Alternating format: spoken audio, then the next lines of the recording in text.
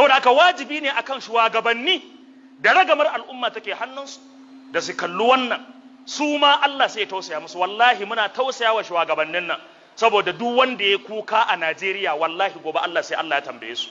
Wannan ba karamin bala'i bane.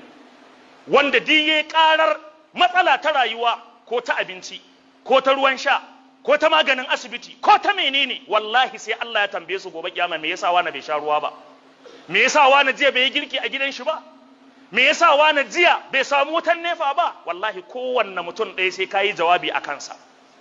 Jama'a, akwai abin tausayi a cikin wannan ko babu? Alaihim an yarhamu linnas, dole ne su tausaya wa bayin Allah a lokacin da mutane suke fatara ta rashin abinci, fatara ta rashin ruwan sha, fatara la tu'addu wa la tuhsa. A lokacin kuma ake cewa an ƙara farashin abubuwa, wanda wannan ƙarin farashin zai sa komai ya ƙara rikicewa.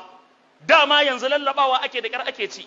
Idan aka ce mai ya ƙaru, an ƙara wa farashin mai kaza, sai ka ji yanzu nan tun ajiya wasu suka fara ƙara farashin abubuwa saboda an ƙara farashin mai.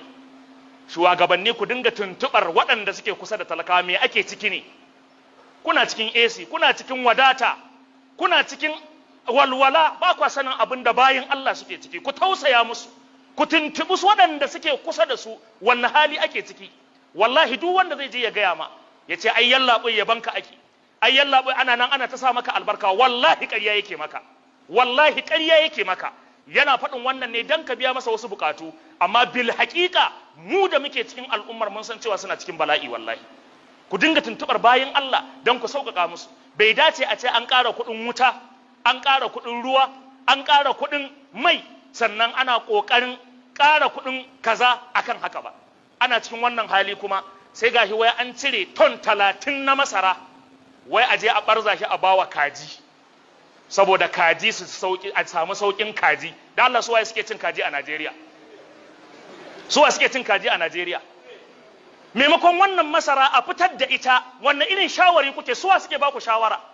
Shugaba ya samu wanda za su dinga bashi shawara a kusa da shi, na Allah da Annabi, waɗanda za su gaya masa yalla boy kaza ya kamata a yi, bai kamata a yi kaza ba. Sannan tallafi da taimakon nan a dinga cire wasu harkoki na siyasa a ciki, a zaɓi bayin Allah waɗanda ba ruwansu da siyasar kowa, aikinsu shine ya za a yi wannan taimako ya iso zuwa ga mutane, a naɗa su dinga bayarwa. Amma daga kayi magana sai a ce ai malam an yi kaza, to kaza ɗin kuma kai makwabcinka ma bai san an yi ba, balantana kai da kake magana.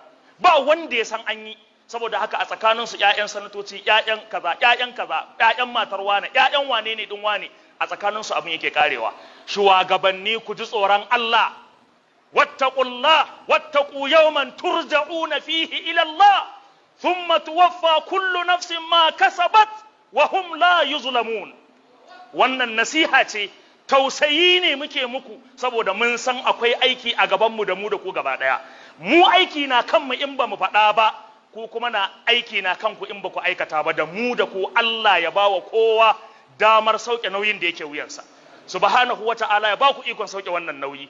Allah ya ba ku iko. Allah ka agaje mu, Allah ka fitar da mu daga fatara da talauci da musiba. Allah ka sauƙaƙa mana sauƙin rayuwa da sauƙin abinci da sauƙin ɗaukar ɗawainiyar iyalai da bayin Allah. Ya Allah ka agaje mu.